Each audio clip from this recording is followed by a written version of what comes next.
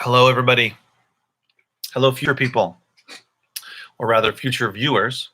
It is about 4:45 here on the West Coast, and this video is going to be about 20 or so minutes long, unless people start hitting me with a lot of questions. Then it might last a bit longer, but around 5 o'clock, I need to kind of wrap it up.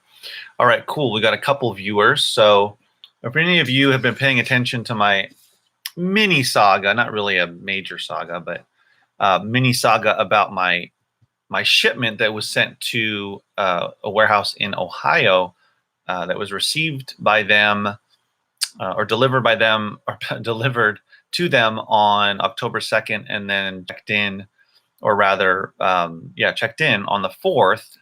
I finally got some resolution. So I got the reimbursement, which I made my last video about, of $461, I believe. And I submitted a case about having that recalculated because the numbers did not make sense based upon what I was selling the items for. So I kind of went back and forth with that with them, and they of course wanted an itemized invoice. And I responded, then the woman that I had spoken to before had told me they might request that. And then, of course, that's what they end up doing. And so I responded that I do not have that because I purchase used items, used CDs, books, audiobooks, etc. And I get them, how I get them in Gaylords in bulk. And I don't get an itemized list. At best, I could get an invoice or a receipt of what I purchased, as in the Gaylords, but it's not going to say, it'll just say media or CD of Gaylord of CDs or something like that. So clearly it's not going to show each individual item on the invoice or on the receipt. But anyway, regardless, that didn't end up working. They repeated the request again, which was really strange. This is all through email, by the way, because I guess the department that deals with reimbursements does not have a they don't have a way to call them. So so it's all through email, which is always fun. What do you call it? And then I sent another email telling them I don't know what, telling them I don't really understand what is difficult for them to understand about me not having an itemized invoice, because I do not sell new products. I'm not buying them wholesale, reselling them on Amazon. So I don't have an invoice like that.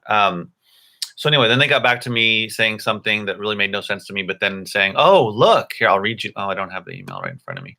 But basically, I got, I do want to read it to you,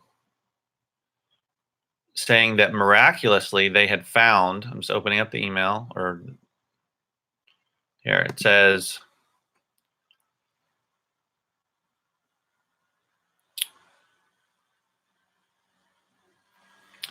kindly note that the reimbursement was initiated for all 188 missing units. However, after initiating reimbursement, we have received 186 units to your inventory. The below mentioned 2 items remained missing. So they're going to reimburse me like $6 for that.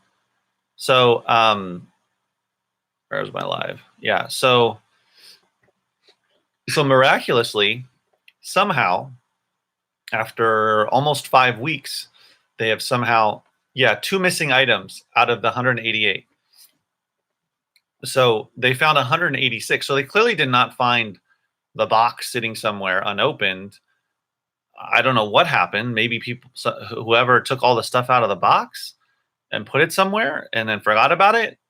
It's really strange. So they found 186 of the 188. I don't know.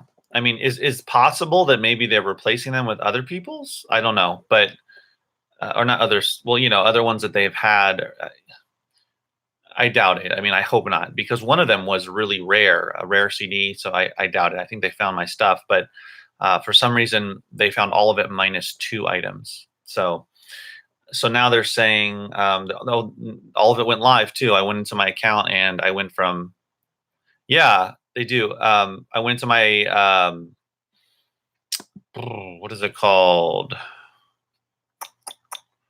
Manage inventory, and they're all there. Well, I didn't check every single one, but my inventory went from around 800 to now like 960. So it looks like most of them are there. So, and they're live. I was checking a bunch of them. I was repricing some of them because I didn't see a bunch of new sales. So I wanted to make sure that because it's been so long, I have to go back in there and reprice some of them, because instead of it taking a week or two for them to go live in between when I initially priced them and when they go live, now it's been almost 5 weeks. So prices change, things change, other offers go on there, come off, etc. Yes, Marcus, I did put stickers on them, FBA, stickers right on the cases. Some of them were books, most of them were CDs, but yeah, right on the cases, or I'd wrap them if they're paper sleeves or cases or whatever. But yeah, they have the barcode. So clearly they were misplaced or somehow lost. I don't know. But they eventually found them after. It's kind of strange.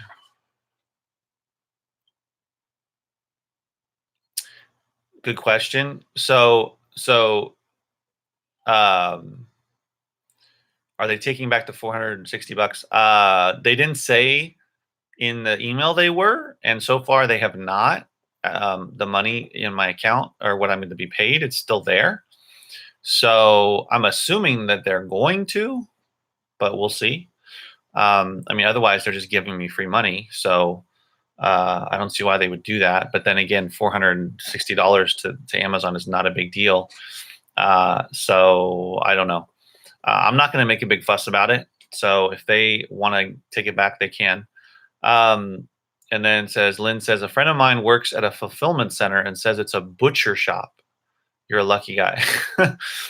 By butcher shop, do you mean, what do you mean by that? Because I know somebody who works at a fulfillment center here kind of close to where I live. Well, yeah, because he lives around here. I didn't talk really specifics with him, but he seems to like the job. He's been there for a few years, but yeah, I don't know. I mean, I've definitely heard, read articles about some people, people being overworked and that type of thing, and too stressed out and not enough money and all of that. But anyway, yeah, I'd be chaotic. Okay. Yeah, I'm sure it is chaotic. I know that a lot of them, they have pickers who they have a little scanner, little thing that they go around, and they have to, go find the item within a certain amount of time. And it also is tied to their income, I guess. But anyway, yeah, I guess it can be pretty chaotic there. But I mean, it's Amazon, right? They're supposed to have a way to receive items and, scan them in, and then put them on their shelves, store them, and then be able to grab them. I mean, that's their business, right? They've made it clear they're not in the storage business, but they're in the fulfillment business. So they take possession of the items, and that's their responsibility. And then if they lose them, they're supposed to reimburse us. But they don't always reimburse us for what we would have been, what we would have made if they would have all sold. Apparently that's not, or they don't do it initially, because initially the reimbursement is done by a computer, by an algorithm. It's not manual. There's not some bunch of people doing it. Only when you actually then complain about it and say, I did not get reimbursed enough money, then they go to the people that deal with the reimbursements, and they actually do it manually.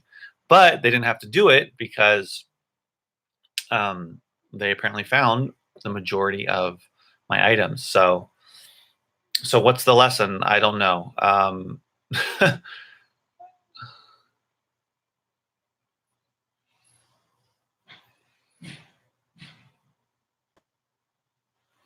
Yeah, I don't know. I mean, in terms of the fulfillment centers, okay.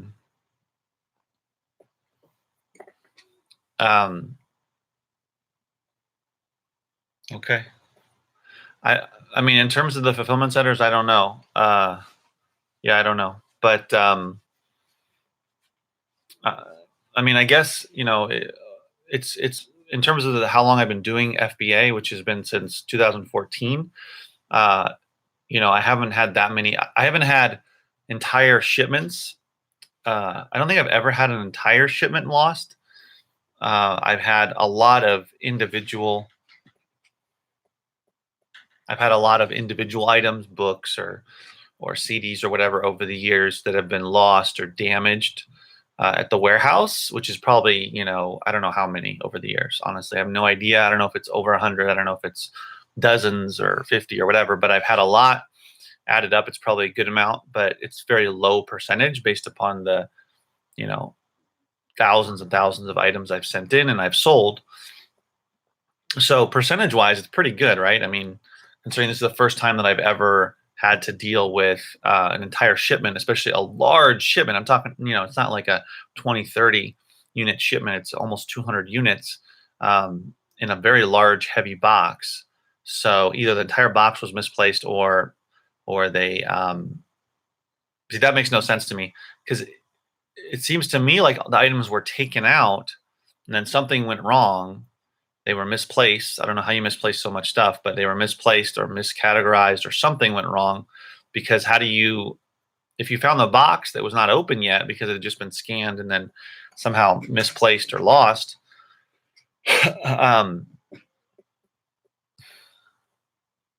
how do you then not find all of them in the box? So that says to me that they were all taken out, and then somehow who knows what happened after that. Lynn asked, are you still doing the flea market gig? No, I am not. Gladly not. Happy not to be doing that. I made a video about the last flea market that I tried, or actually I only tried one flea market. I did a swap meet and then I did a flea market. And, I learned a lot, mostly that it's not for me because it's just too much labor.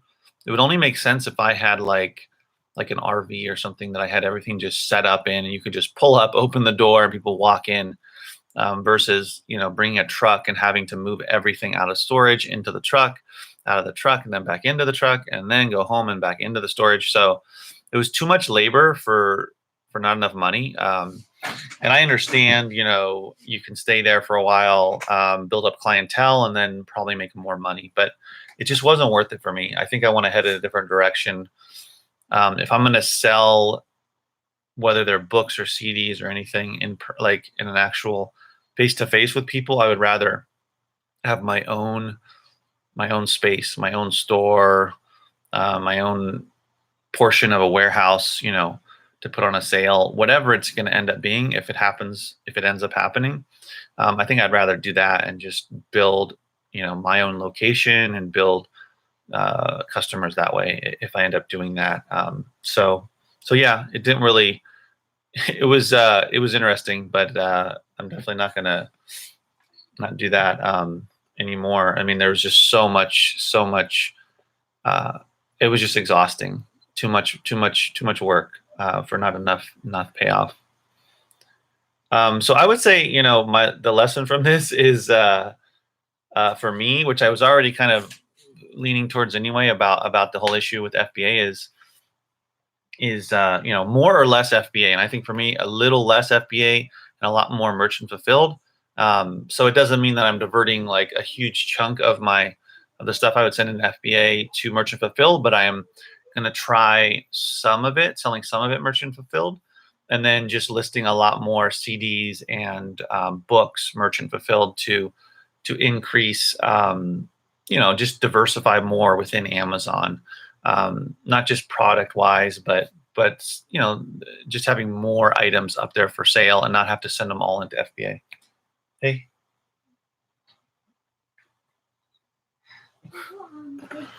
Okay.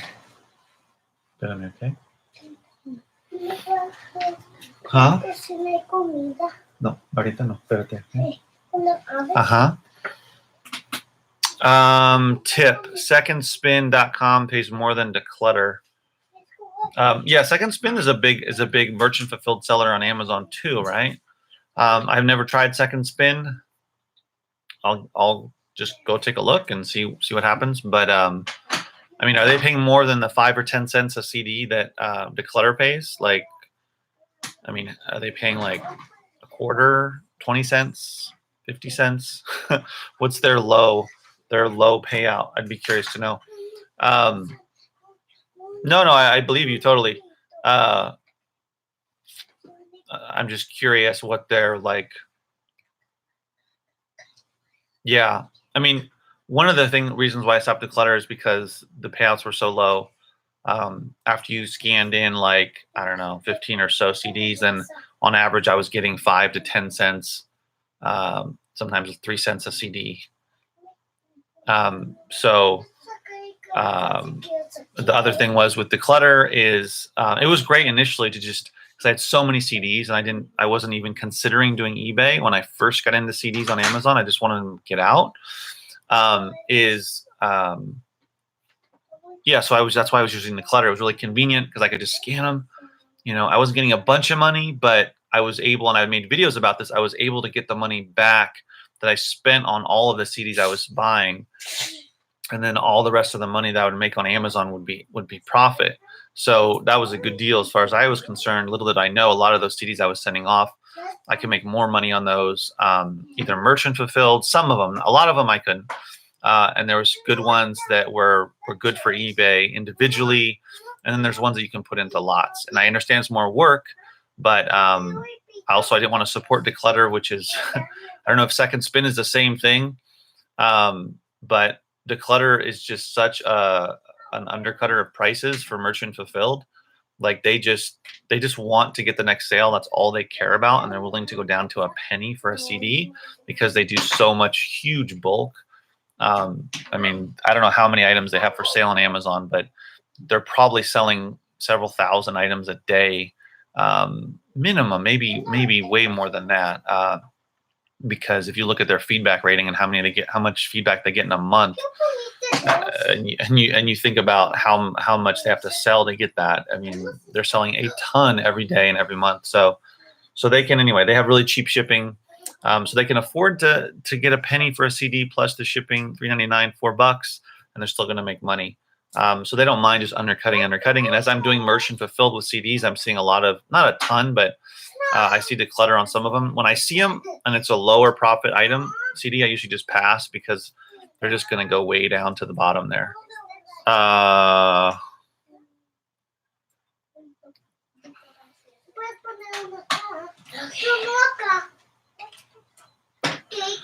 Second Spin pays you back for media mail shipping. Okay, I'll check it out, Marcus. Yeah, I'll check it out. Do they take majority of CDs that you scan in, or is there like a percentage you would say that they don't accept? Because I mean, the amount of CDs I come across, it's pretty intense, and that I have access to. I mean, I can get access to many more. So that's something I'd be curious to know about. So yeah, so basically, the moral of the story is don't. Okay. Oh, they take way more. Okay. I wonder if they sell other places other than Amazon. They have a store or something. But anyway, what do you call it? Sorry. Oh yeah. The moral of the story is for all of this is if you've been around a while, you kind of know the deal with Amazon, with FBA especially. There's potentially going to be issues aside from the fee increases. That you take a risk when you ship an item in or ship items in, that they could lose it, they could damage it. That's why a lot of people say, "Oh, I prefer to do the higher valued, except for textbooks. I prefer to do the higher valued stuff, merchant fulfilled, so that I don't have to worry about my item getting lost or damaged in the warehouse." And it happens. But I would say I'm not yet ready to do like 100% merchant fulfilled or even like 80% merchant fulfilled and 20% FBA. I do like the fact that they deal with the shipping and everything and the storage and fulfillment and returns and customer service and all that stuff. So definitely it's the trade-off you get, for having to give them such high fees, half or it depends on what it's going for, but as much as half or way more for the fees when it comes to books, especially because they can be a lot heavier and bigger. Hey, here you go. Hey. So I'm going to keep doing FBA. It's really, it makes sense for CDs for me, because I can sell a $10 or $9.99 CD and still make four plus bucks profit. CDs are really small. They're lightweight, so I can send a lot of them in. Yeah, it's a pain in the butt when the shipments get split, but I've been doing the private listing through Exceller List, which I highly recommend if you do not have a software. There's a link in my thing below, I believe, my description. If you are not using a software, I highly recommend it. Oh, well, yeah, restricting is a whole nother thing. That's a whole nother conversation for sure.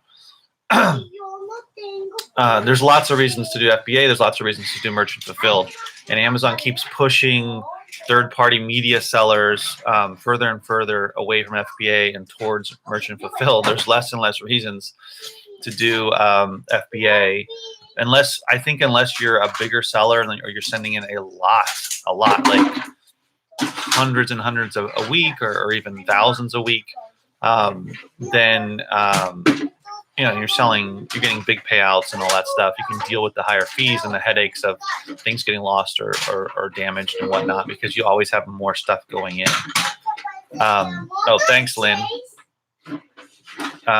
And so yeah, I mean, I think, and I understand the other thing about merchant fulfilled is people either do not have the space to store the items or do not want to deal with storing them / organizing them and then dealing with fulfilling them, shipping them. I get it. They don't want to have to buy the envelopes. They don't want to have to print out the shipping labels, cut them up and tape them on there and go to the post office.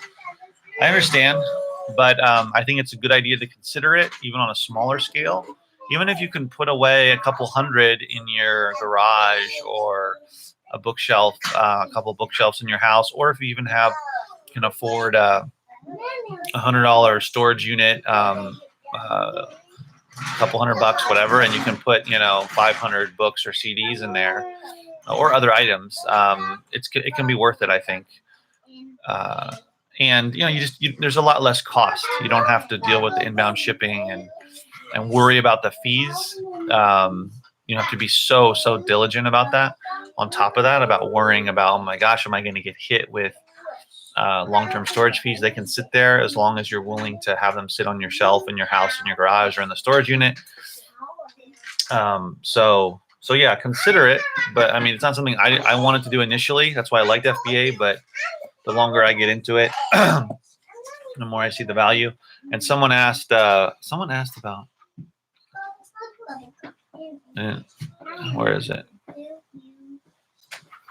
Oh, Lynn asked, where are you more successful, eBay or Amazon? Well, I'm making more money on Amazon, but that's only because I have more items sitting there. So right now I have almost 1,000. On eBay, I have 400, like 450 items. And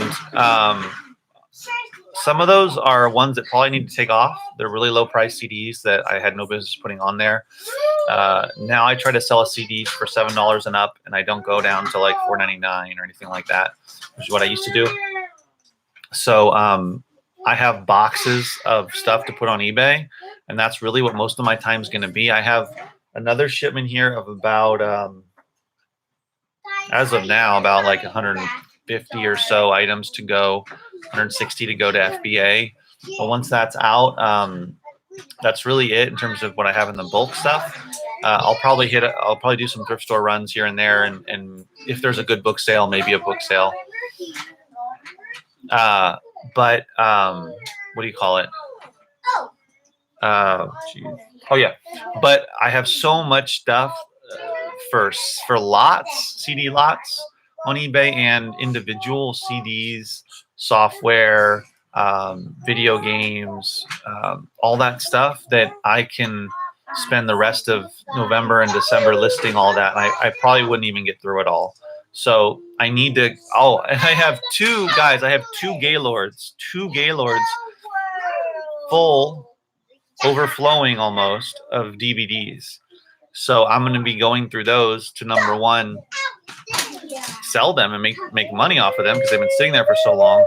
And number two, to free up the space in my storage unit so that I need that space so that I can use it for sorting and eventually getting more Gaylords, because I cannot keep ordering more Gaylords of CDs or books because I just have too much stuff in there that needs to be sold on eBay.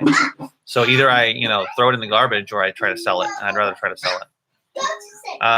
Yeah, eBay now charges 12% for CDs. Yeah, it went up from 9% to 12%. Oh wow, Lynn. Well, I'd be curious. So yeah, first of all, yeah, I know eBay, the fees for CDs went up, but it's still pretty minimal. I mean, there's that fee, and then PayPal charges a small percentage as well. So I think it's maybe like, I don't know exactly how much PayPal charges. Do you guys know exactly? Is it 3%, 5%? Is it more? Does it go up, or is it a set amount? So it's still way better than FBA. I mean, fee wise, merchant fulfilled is pretty nice though. Fee wise, not too bad. There's that 180 they charge, and then there's the 15%. Okay, 2.9% plus 30 cents. So that's 15% plus 30 cents, which is not bad. Even if it's a lower price CD, if it's a $7, $8, $9, $10 CD. I have it over here. I'll make $3 off of a CD that I sell for $6.99 profit. A $10 CD, $9.99 CD, I'll make almost $5.50. And then it goes up. So I like eBay because the fees are less, and it's also it's not stuff that I have to worry about getting split shipments for or anything like that, or paying to have it sent in and worry about it. I can just take the photos, list it, and of course that takes more time, but that's part of the deal. So Lynn, how many? If you have 1,000+ books in your house, how many? What's your sell-through rate per month? I'd be curious to know. And are you always adding to it every month? I'm assuming you are. Because when I have about 1,000, yeah, if I have about 1,000 items, well, my sell-through rate this past month, October, it was just the sales were slow. Usually I'm over 20%, but this last month was probably less than that. But if you're willing to offer the information, I'd be curious to know. But yeah, I'm trying to build up my merchant fulfilled so that I can get more consistent sales with that. Because most of my merchant fulfilled stuff is longer tail, and I've been adding some stuff that is not as long tail. I've added like, I don't know, 80 or so more CDs and a few audiobooks today to merchant fulfilled. I haven't sold any of them yet, but I'm going to be patient, and hopefully a lot of those sales will kick in the closer we get to Christmas. And hopefully December will be crazy. I'll just be shipping all the time. It'll be good and bad because then I won't have as much time to list. But sell as much stuff as I can, and should be good into January as well. So anyway, Mike asked, do you ever take CDs to a local CD shop? I tried. There's a huge one in LA, Amoeba Records, which if you're not from LA, you're probably not familiar with. There's also two of them in Northern California, I think in San Francisco and in Berkeley, which is where I used to go all the time when I lived up there. But a couple of years ago, I took a bunch of CDs to them, like boxes, like 4 or 5 boxes. And they didn't want the Christmas stuff because it wasn't close enough to Christmas. And the rest of it, I hardly made any money off of. I think they made like $20 cash, and the rest of it was store credit. Yeah. Okay. Yeah. You're familiar with it. Yeah. Amoeba's the one in LA is still relatively new. I mean, yeah. The CDs, which is crazy to me that they're not going to pay anything for them, because Amoeba is going to turn around and some of those are going to be selling for like, $6, $7, $8, and then on the low end they might list them for like $3 in the store, but they're not even willing to pay you like 50 cents. They're giving you like pennies. But yeah, Amoeba's a huge store. The one in LA is it's pretty massive. I mean, they've got tons of CDs, they've got lots of vinyl, and then upstairs they have DVDs. And they even have cassette tapes. Wayne asked, going back to when you first started FBA, so in 2014. Well, if I had the knowledge I had today in September 2014, when I sent my first shipment, then I would know what to buy. So I would buy I would buy better books. I was sending in a lot of books that were ranked.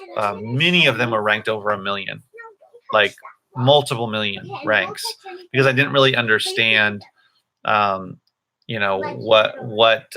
sales rank meant. And I'm not saying that you shouldn't send in items ranked over 1 million or a couple million. It just has to be the right book or the right item. There's got to be demand. There's got to be they got to be selling for a lot more money. So that's one thing. I mean, I would know what to sell. I mean, I would know what to source and then know what to send in.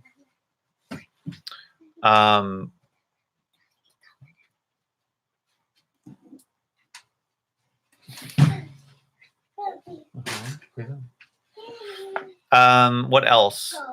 Oh boy. Oh, well, I would probably do CDs right away. I wouldn't just do books. I would do CDs to diversify. Would have gone to Gaylord's faster. So yeah, I didn't even know that was an option to go to bulk. So I'd probably say no. I mean, hey. Here you go. Hold on.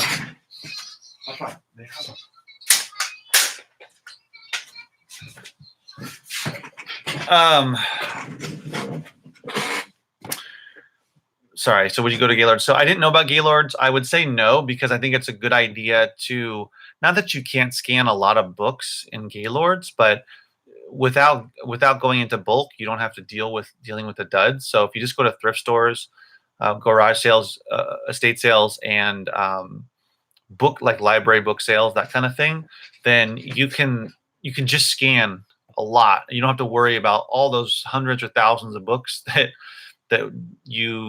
were no good for Amazon. So you can get a lot more experience that way. I hear people, that start immediately and they're just immediately looking for new sellers that try or that successfully find a bulk Gaylords, and then they just do Gaylords, and maybe they're quicker about learning and absorbing, what the information and what they needed to, what all the data means, so that they know which are the good books and whatnot. But for me, it took a while to learn that stuff. It was all so new. So I would say no, I would not go to Gaylords immediately or bulk immediately. I would probably want to focus on just getting better at scanning, at sourcing, and knowing what to send in.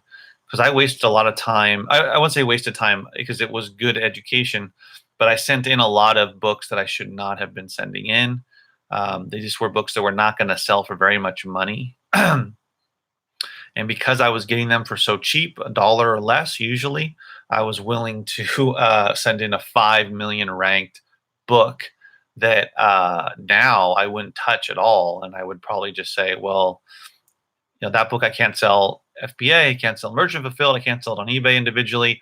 The most I could do would be put it into a lot on eBay with a similar genre. Or if I had my own bookstore, then I could sell it in my bookstore, so but that all takes time. I mean, you don't have to take years and years to learn this stuff. I would say within 6 months, 3 to 6 months, you can get really knowledgeable about what stuff to source if you just go out there and source a lot.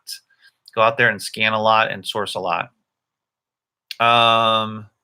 Marcus asked, do you resurface your CDs? Yeah, if they have any.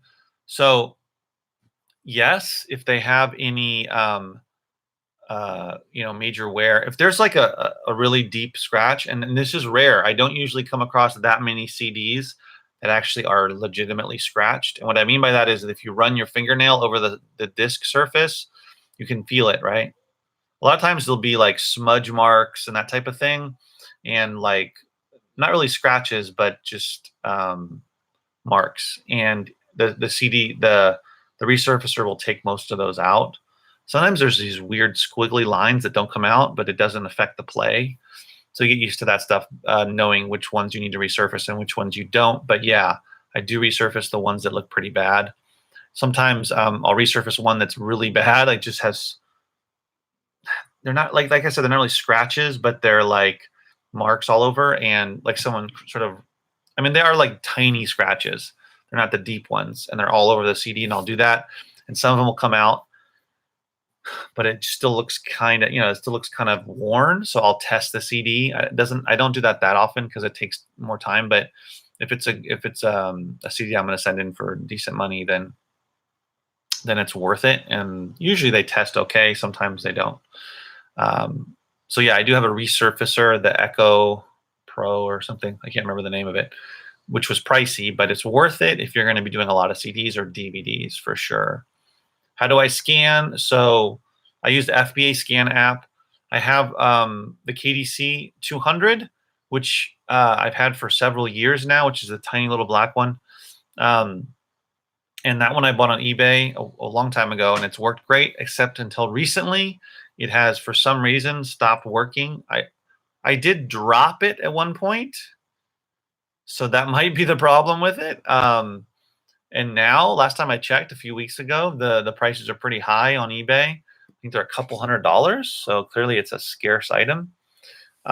So I'm going to need a new one at some point, but I have just been using my my FBA scan with the phone scanner, which is pretty ridiculous, but I haven't been doing as much scanning as I have in the past, but it's what I've had to do for now. So I'm going to probably have to bite the bullet and buy that one again because it's not working.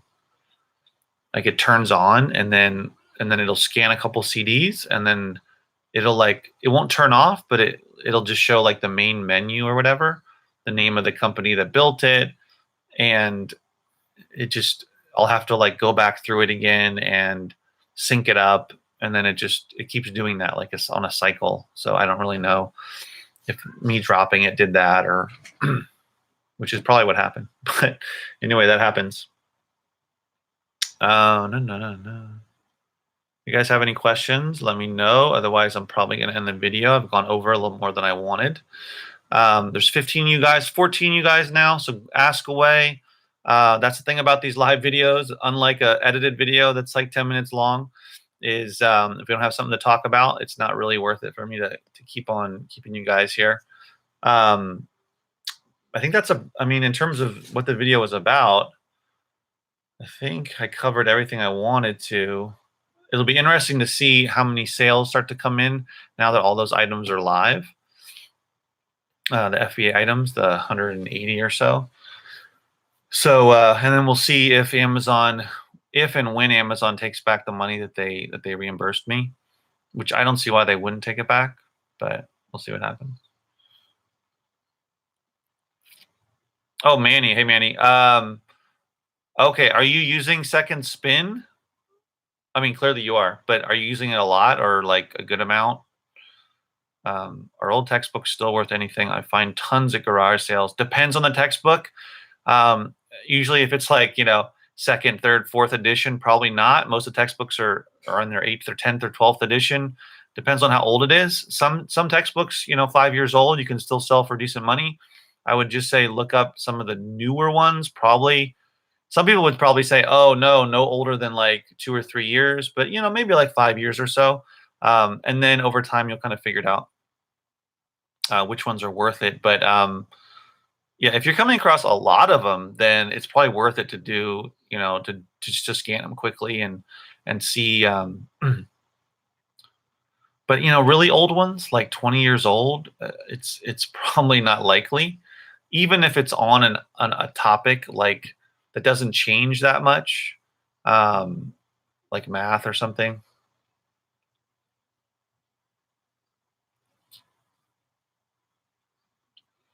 Marcus asks, what's the media mail rate for mailing a CD? It's $2.66 on eBay and on Amazon. Yeah, for one CD.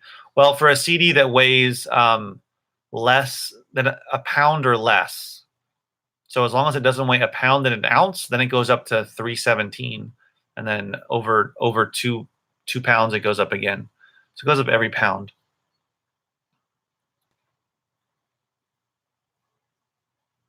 Nursing books. I haven't had too much luck with nursing books, but I haven't come across enough to say whether or not, there's probably some newer ones that are probably worth money. So I'm not super familiar with nursing books. I mean, I found all different types of textbooks and all different types of fields of study. So, and I found, I mean, at thrift stores, I do seem to find a good amount of nursing books as well. I don't know if maybe that stuff is updated more often. Excuse me, but if the textbooks are really old, like 10 years old, I would probably not bother too much. But if you're gonna find some newer ones within like 5 years or so, probably worth looking up, because you never know. And at a garage sale, you can probably. I mean, the other thing is, well, I mean, the other strategy is you can go into a garage sale, and if they've got like 100 books, you can just say how much for all your books, and more than likely they'll like they'll like hug you, because they'll say, be like, just take them. We're selling them for $1 each, but you can take them for $15 or whatever. But you don't have to do that if you don't want to deal with it. But it's a way to get all of them and don't have to worry about other people getting them or whatever. Any specialty book that are worth picking up: airplanes, cars, photography, etc. I mean, here's the thing. You can find a quality book for FBA to resell on Amazon in all those categories and then some. The trick is to know which are the good books, which ones are worth looking up. So are there going to be some books about airplanes that are going to be worth or that are going to be profitable? Yes. Most of them probably not. So like for instance, I'm going through one of the Gaylord of books that I have. Well, not currently, but I'm slowly going through it because I'm doing other stuff. But as I'm going through it, I'm keeping some of the nonfiction stuff because I'm going to be doing eBay lots, so I'm putting them in different categories, and the majority of them are no good for FBA or merchant fulfilled. I found a couple of books about cars, different types of sports, excuse me, travel, photography, art, history, different types of history, historical nonfiction, all different types of nonfiction books, from memoirs to creative nonfiction types of books, humor, a book about beadwork, like random stuff. So I would say there's going to be some books there are some books that are worth great money in each of those categories, and there's so many different types of nonfiction categories. But the trick is to figure out which ones are the valuable ones. So that's why I would say, I haven't really come across Harley Davidson book. Yeah, I mean, outside of books, I don't know, but if I saw a book about Harley Davidsons, I would definitely look it up, unless it just looked like, unless it was destroyed. If it was in good condition, I'd probably look it up for sure. I mean, maybe there's a book, Harley Davidsons from the 1970s, or that's the thing. The more niche it is, the more, I would say the more the bigger chance that book is the only book or one of the few books ever written on that topic. The more specific it is, then the more drilled down it is. So motorcycles, Harley Davidson, Harley Davidson's from 1970s. I don't know. I don't know how much more drilled down you can get, but you know, you just keep drilling down further. Red 1970s era Harley Davidson motorcycles. I mean, there was a book about that, or you know, whatever you can. So the more drilled down it is, the better. If it's just motorcycles, then probably not, unless the person writing it is really famous or really well known, or there's some photographer that's really well known, or the person died, or whatever. But otherwise, you know, you want to be specific. So photography is too broad. You know, a certain famous photographer taking photos of lily pads in, you know, wherever in the world. I mean, you know, so something really drilled down and specific is probably better in general. So if I saw Harley Davidson, because that's such a popular brand, I would look it up for sure. I don't know if I've ever come across a Harley Davidson or a book about Harley Davidsons that I can think of off the top of my head in the last 4 years, but maybe I have. So I would say that, you know, keep that in mind. So the longer you do this, the more you're gonna come across certain categories, like you're saying, that are that do better for you, and then you'll get better at those categories. Like it could be, you know, it could be a certain nonfiction genre. No. Bianca, no. Oh yeah.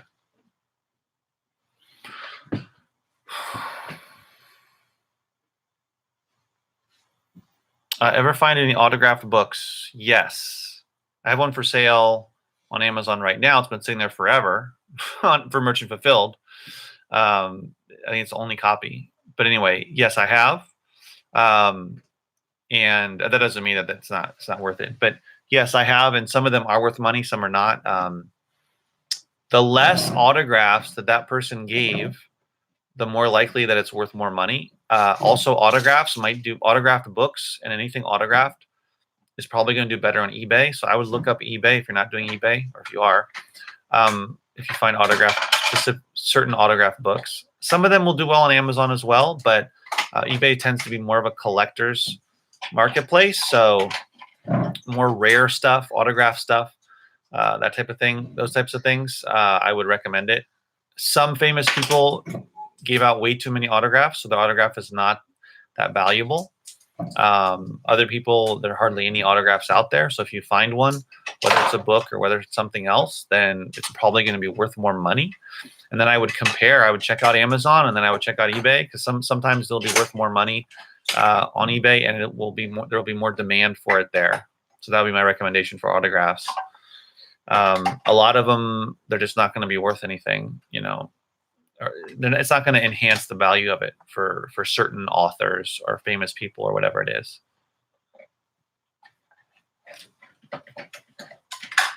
That's good. You hold on to them until they pass away.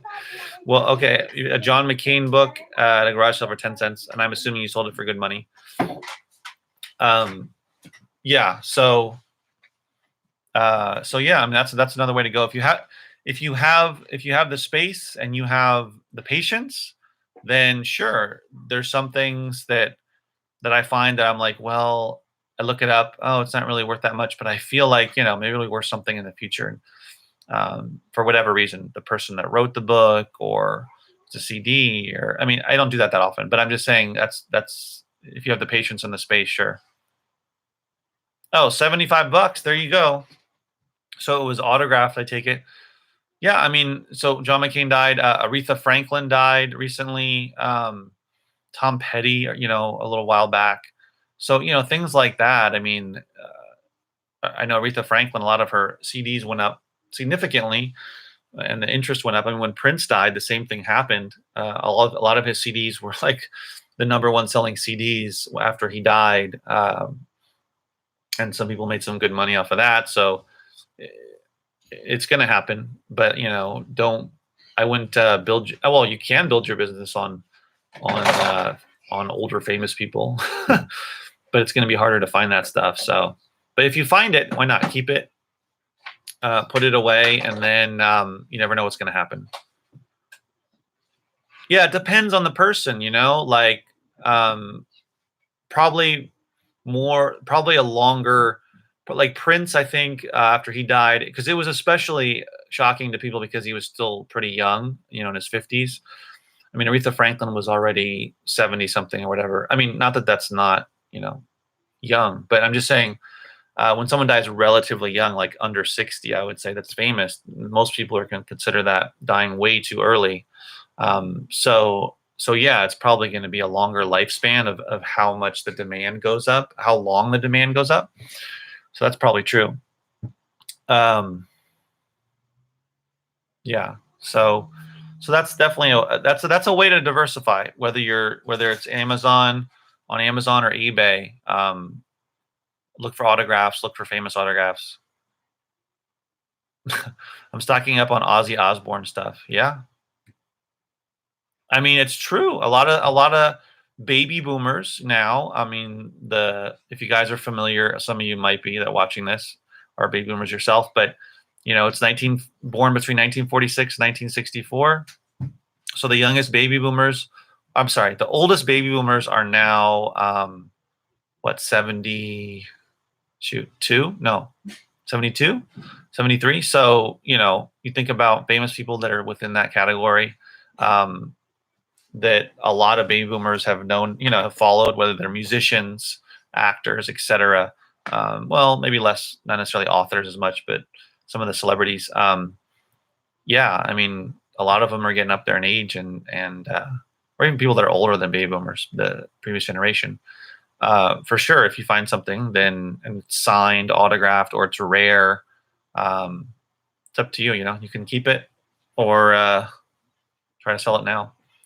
All right, guys. Well, thanks for watching.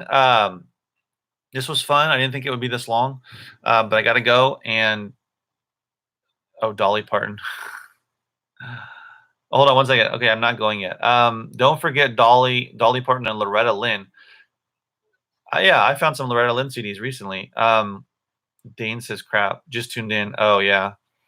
Ever think CDs will make a resurgence? I've read a few articles saying it will. History will repeat itself. Um, Yes, I do. So as of right now, CDs are still pretty steady. They've gone down.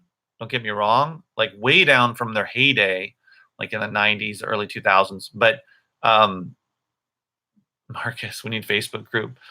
Um, right. I have a Facebook page, Marshall Bookman, but that's not a group. So, but anyway, yeah, I think CDs. So vinyl has really helped. uh, Physical has helped. What do you call it? Physical music, I guess, non-digital music. So subscription streaming services are the make the most money, but digital downloads are actually about the same to where CDs and vinyl are in terms of sales. So CDs, and I don't think CDs are going anywhere anytime soon.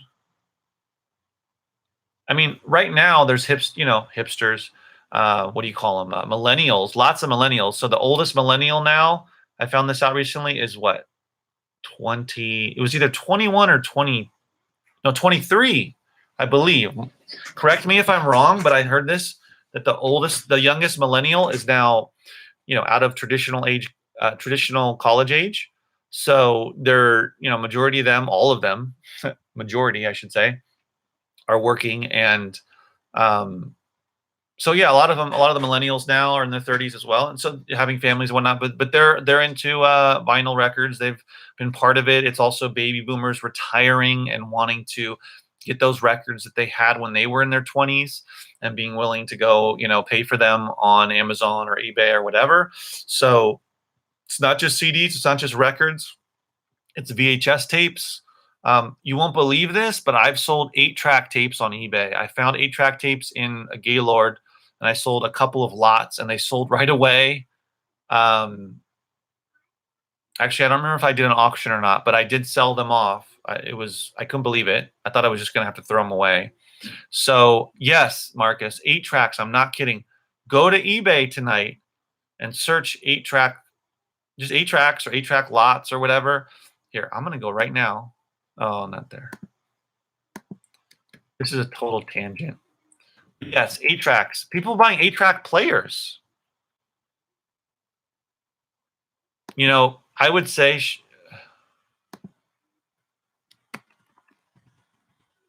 look at this 8-track lot. Let me show you how many were sold. 2,119 8-track tape lots or 8-track, yeah, 8-track tape lots. I mean, look at this stuff. I'm telling you guys, old technology is in. CDs are not even old technology, but you know, well, to somebody born in 2002, but you know, vinyl, especially VHS tapes, 8-tracks, I mean, all that stuff is very much coming back and in. Yeah, Laserdisc, I know. Laserdisc was not something that really caught on big time, but there's a little bit of Laserdisc interest as well. So don't worry about CDs going away. They've gone away a little bit, but there's still all the major artists. Most people, when they come out with a new album, they put it out on CD. Of course, it's going to be available for download on iTunes and Amazon. It's going to be available for streaming, but and individually you can download the songs. But they're going to usually put out a CD, and many, if not most, especially the bigger artists, but also smaller artists that have smaller followings, put out vinyl records as well. I've even seen people putting out cassette tapes as kind of like a throwback. Cassette tapes, that's what I didn't mention as well. Certain cassette tapes can do really well on eBay. You can sell them on Amazon too, some of them. I mean, we could do a whole video about old technology. It's kind of overwhelming because, you know, CDs are one thing, but then all this other stuff, it's just you could build a big business on eBay and Amazon just selling all this old technology. Vinyl too is big. And what did Charlotte say? I really wish I could get ungated for CDs. Well, I would recommend if you cannot or have not been able to do that, yeah, a tape player, that you try to sell CDs on eBay, because I've done really well selling individual CD titles on eBay. The more you can sell new, I mean, not just old or not just obscure, more rare stuff does well on eBay, and it does do really well. But there's a lot of other stuff too that I'm able to sell for, you know, $7 and up per CD, $10 and up, whatever you want to have your base be. But you sell something for a CD for $10, I mean $7, you make $3 profit. If you want to make more profit, sell it for about $10 and up, and you'll make over $5 profit, assuming you're not spending a lot of money on the individual CD. Sony mini discs. Look at that. Yeah, I'm not even familiar with what those are. I think I might have found some in Gaylord's, but yeah, there's a lot of old. And I'm not even talking about electronics. I'm not even talking about CD player. Sorry, VHS player, VCR players. You know, tuners. You know, older DVD players, ones that have DVDs and VCRs. The TV with the VCR player in it. You know, old turntables. You know, there's speakers. I mean, there's all kinds of electronics. So anyway, this has been fun, guys. Almost an hour. I gotta go, and I really appreciate you guys tuning in. Yeah, old CD players, the standalone players from a home theater setup. Yeah, there's a lot of stuff. So you kind of have to find your thing and focus on it. But it's good to dabble in other areas, because then you can diversify and you'll never run out of something to. And if you know all the old technology, and you know, you see these vinyl, all that stuff, and you know books, you can go into any thrift store, any garage sale, and you're probably going to find something. So it takes time though, but it's worth it. Yeah, you have a good night too, Mike. Yeah, Charlotte, you know, you probably want to keep them. I mean, I don't know if you're going to keep those or sell them, but yeah, definitely worth a lot of money. So I'll talk to you guys tomorrow, and keep it up, guys. And as always, keep booking.